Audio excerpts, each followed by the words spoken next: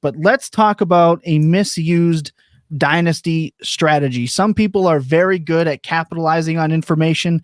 I think a lot of the time when we see news like this in most of your leagues, the person with these players will put that player on the block right away. And I always tend to believe that you should be early. You should be kind of looking for these things to happen. I do believe that there is an upcharge when an extension like this happens because people believe that it gives them some safety, it gives them some longevity, or that it means their production is going to significantly increase. When really, a lot of times their situations don't necessarily change. So what I'm going to do is I'm going to ask each person on the panel how they approach this. Does it matter to them at all? How do they navigate it in trade conversations? So let's talk building your roster in leagues that already exist in terms of these extensions. I'll kick it off with Jakob, who wasn't here to pull the straw from my straw man last week. I think that it really depends on the player, which is a boring answer, but I think it really does. At running back, I think it is more important, certainly than a wide receiver. Alvin Kamara is an example that jumps out, where if he had not gotten extended when he did, and if they had not continued to sort of restructure him in their very New Orleans Saints-y way, to the point that he is virtually uncuttable this year, I'm not entirely positive he would be a member of the New Orleans Saints in 2024. Like, he is not very good anymore and is not adding a lot of value on the ground, but they're in a spot with his contract where they're paying him a ton of money, whether he's on the team or not on the team. I'm pretty sure that he's paying him more money if he wasn't on the team. And so long as he's on the team, he's still going to go out there and get touches. He's going to get receptions, and he's going to be a starting player in fantasy football. So I think it can matter to that extent, where you do get a little bit of protection and longevity.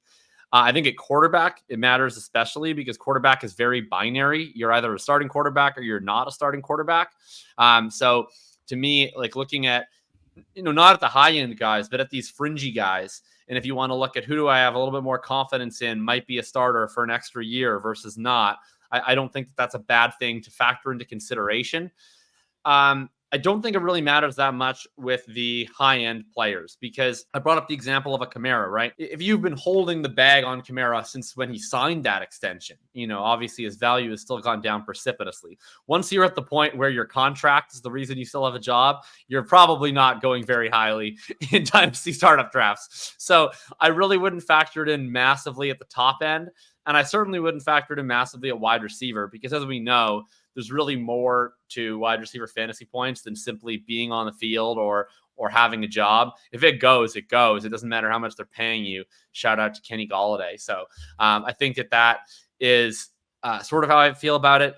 The maybe slight exceptions to this would be if someone is just in an especially outlier great spot. Maybe you're a little bit happier that they're staying where they are versus, maybe they don't sign it and they end up going somewhere else. Vice versa. I think if you're a Brandon Ayuk manager, you're rooting against the contract extension, right? I think if you're a Nico Collins manager, you're very happy he's going to be on the Houston Texans for a long time. If you're a Brandon Ayuk manager, I think you're hoping that he's no longer on the San Francisco 49ers, if I had to guess, or at least that's how I view it as a Brandon Ayuk manager. It kind of does depend on the player and the tier of player it is.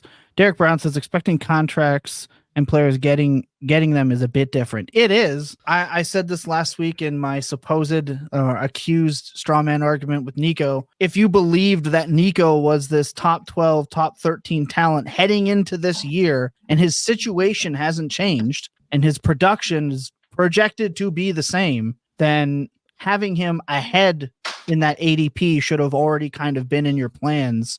And then if you think he is that good, I would assume, like Ryan said during our conversation, he was anticipating an extension close to this already. So I think there is a way to kind of anticipate a contract if a player you believe so strongly to be in that top 11 to 13 range. Like if you have Ayuk in that range, I'm imagining you're expecting him to get an absolute bag at some point because you just think he's a really good player. The thing with these guys is like it's really on the margins, right? Like it's like Brandon Ayuk. It's not like he's not going to be playing football in the NFL. It's just like the only thing we don't really know is we just don't know exactly how long he's going to be on the 49ers. And then if he's not on the 49ers, we don't know where else. So like it's not, if he signed a contract extension tomorrow, that's probably like the neutral option, right? Yeah. The best option is he goes and signs somewhere that's extraordinarily favorable, better than the 49ers. And certainly there are places out there that are worse than the 49ers. So you're sort of baking all that in. But just purely a contract extension, like I think that Collins, like, I guess the reason why I took some issue with the argument that happened last week is like the gap between how I value a player at wide receiver 12 or at wide receiver 18 is like almost like it's just a very tight scale of guys already. Yep. Where like I'm looking at when I'm in a startup draft and there's like 5 of these guys, I'm kind of just like, okay, I guess I like this one the best. But if the person before me had took that guy and I had to take a different guy, it really wouldn't change my outlook all that much. So might I move Nico Collins up a little bit in my ranks because of this? Sure, it could be a tiebreaker where, okay, now I know for sure they're going to choose him. You know, he's going to be one of their guys that they're committing to long term. I think this sends a little bit of a signal that Diggs probably truly is a 1-year option for them. Mm-hmm. You know, especially if Tank Dell also performs and looks like a guy they want to extend at some point. So it's a positive. Doesn't massively alter my view of him, but like maybe a couple of other guys that I would have seen him as like right on the fence with, maybe he moves the slightest bit ahead of them. But how much did that change in the context of the wider market in terms of how much he's worth, like overall in a trade? Like not much. I don't know. Maybe he's worth what? An early third more than he was before the contract, a late second, maybe something like that would be like the total effect. But that might be enough to move up 4 spots positionally because it's really tightly packed. And I think for a reasonable person, that would be an acceptable train of thought. But when look, I openly admitted that when Ryan and I discussed this, and Ryan, I'm going to pitch this to you right away here. When we discussed this, I directly stated that it was based off of some overreactions that I had seen from Sharp Dynasty players that I follow, which is where I got the argument to begin with. So Ryan, you had mentioned that you had already kind of expected this. How would you go about approaching players? And we don't just have to make it Nico. It can be Waddle. I mean, Michael Pittman Jr., Devonta Smith. There are so many wide receivers in this tier that got their extensions. It's kind of just leveling it out further to me.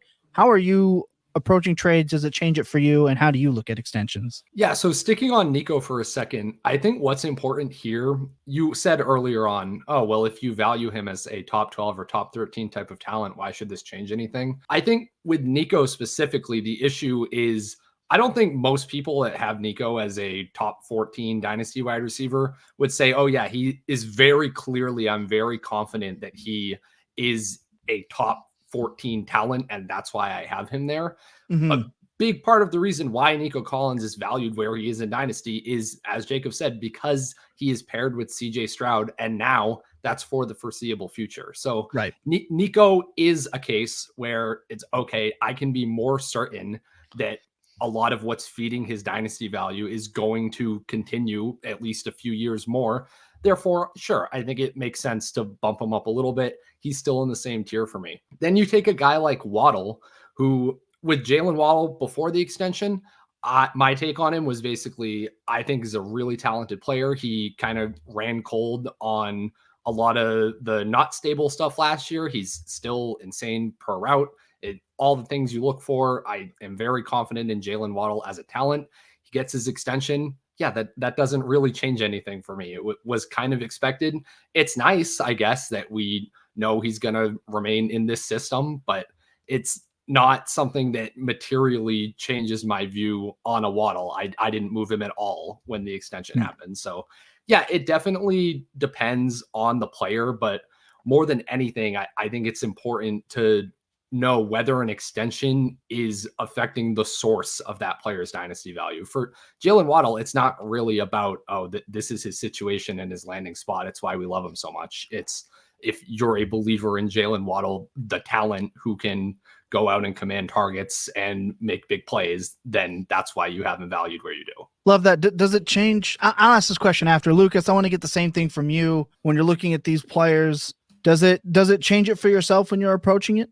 Not really. Like, I know it's easy to get caught up in the excitement of everything from a player signing a massive deal, but I think whenever I'm actually being rational and not in the excitement of it all, then it really doesn't change anything. Their situation doesn't change. It just means that they're going to be with that team for a little while longer. Maybe that makes you feel like you have more security tied up in it. But whenever they're going in the first 6 rounds and they're not a running back, there's already a lot of security already tied up in how they're being valued.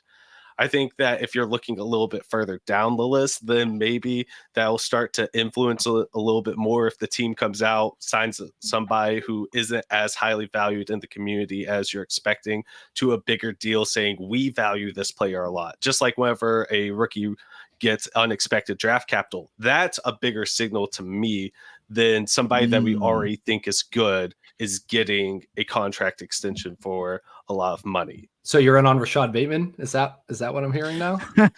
I'm always in on Rashad Bateman, yeah? Although I have traded him away a lot this offseason. So yeah, I'm finally cashing out all those 201s trading away for 2025 thirds. Man. Feel real good about myself. Yeah, you know whose contract matters to me? Derek Carr.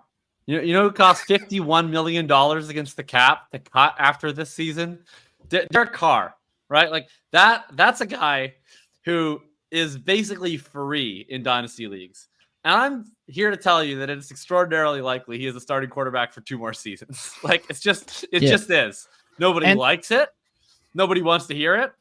But unless you think that the Saints are going to be abjectly awful this year, which I really don't think there's any reason to think that they'll be anything but their mid-average 8 and 9 selves, like they always are, then like I don't see them being in a position where they're like, we can get rid of Derek Carr. Maybe they can. Teams will do it, right? Like, you know, it happened with Russell Wilson, where a team unshackled itself. It'll happen with other teams, but it's harder, right? Like it just is. You know, Daniel Jones is another example where I don't know if Daniel Jones would be the Giants starting quarterback this year if he didn't sign that big extension. Maybe. I don't think so. I think if he had just played that year out, let's say they had done the 5th-year option, right? He plays last year on the 5th-year option, doesn't get extended. Feel like we're not sure where Daniel Jones is playing this year. But sometimes if a team is like, well, I don't really know what else we're going to do. We're already paying this guy a boatload of money. I guess he's still a starting quarterback. And that stuff matters a lot in Superflex. But yeah, all these wide receivers we're talking about are good. They were always going to be good. Mm-hmm. And if there ever becomes a reason where like the only reason Nico Collins is a Texan is because of his contract, then the bet failed at that point. Right. There's a couple of comments that I want to address because it's kind of going to move to my next point in this, where Derek Brown says this can be the difference maker for players in the same tier. What I find interesting is a lot of these guys getting extended, I have or did have in a flat tier. And as they were starting to get extensions, they're kind of, almost moving one rung up the ladder over the other. And now we're right back to square one. Because a lot of these guys have gotten their extensions. Like I mentioned, the Michael Pittman Jr.'s, the Jalen Waddles. We're waiting for T. Higgins, but sure enough, whether he gets extended he gets extended or if he gets signed, like whatever his next contract, he's going to just rejoin the ranks of that same flat tier of wide receiver. Like you mentioned, right now he's kind of the let's say the odd man out. Yeah, I mean, T. Higgins' situation doesn't bother me. Like I guess it depends on how you feel about the Cincinnati landing spot, or like I would characterize the Cincy position for him as probably like above average. Like I don't think it's like the world's greatest spot to be because you're competing with Jamar Chase. I think that there are places out there where T. Higgins could be better than what he is right now. I think there's probably more places where he could be worse than what he is right now. So, but like, I don't know. It is what it is. If you're getting T. Higgins, you're getting 1 year of him on the Bengals, most likely. And then you're trying to price in whatever you think is the aggregate of the other 31 teams, because that's where he's going to be next year. So I don't think it's a thing where like, I don't know. Like, I'm not going to just, when he signs, move him up. We'll see where he signs. If he signs somewhere good, then we'll move him up. And if he signs somewhere bad, then we'll move him down. And for now, we're going to try and average it the best that we can. Yeah, 100%. There was, like you said, a difference maker for players in the same tier. And Spencer Adkins popped in and said Kirk is an example. And I agree. Christian Kirk's contract boosted him up above a lot of other scrubs within that tier. He's still woefully underpriced, mind you. So buy more Christian Kirk. But that's my next point. It's easy to say you don't move these guys up, but if someone comes knocking on your door, right? For me, Yeah. if I know that I can, I'm gonna upcharge him a little bit. Like I'm gonna use the positive news in my favor. I think dynasty managers should do that. Does it change your approach for moving or tiering around these players for yourselves? And this time, I'll start with Ryan. I mean, yeah, when you're in a negotiation with another person, of course, you're going to spout off whatever positive point like that you can think of. It's kind of this weird game we play where if Thomas and I are negotiating for Nico Collins, then he's going to start talking about, oh, he just got the contract, when it almost at the same time, both of us understand that neither of the other cares or thinks that that's like a relevant point. But you're always going to do that in a dynasty trade negotiation regardless. Yeah.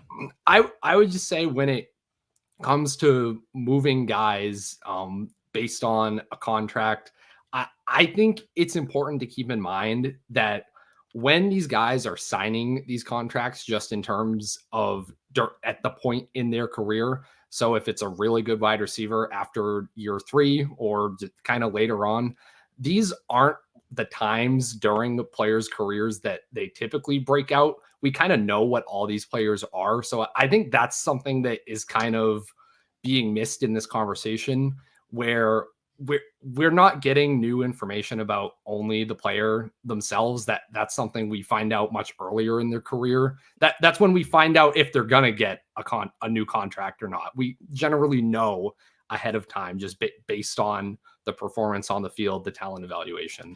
And I guess I do want to also just jump back kind of on the T. Higgins point, where yes, I feel like we see this a lot with guys where we're kind of wish casting in terms of, oh, well, imagine if T. Higgins went to a different team where he didn't have to compete with Jamar Chase. And maybe at one point in like the history of the NFL, that was like a valid point. But honestly, now almost all of the teams with good quarterbacks that are going to support good fantasy wide receivers, almost all of them have multiple guys, right? It's very rare at this point that you have the high octane passing attack that is centered around only one wide receiver.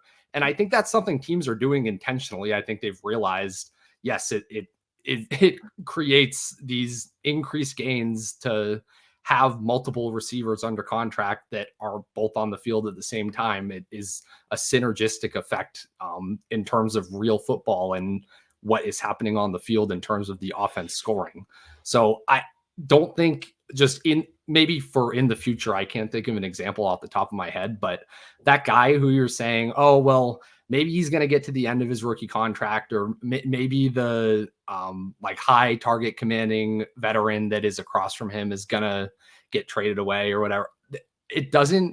That's not the natural way things seem to flow in the NFL anymore.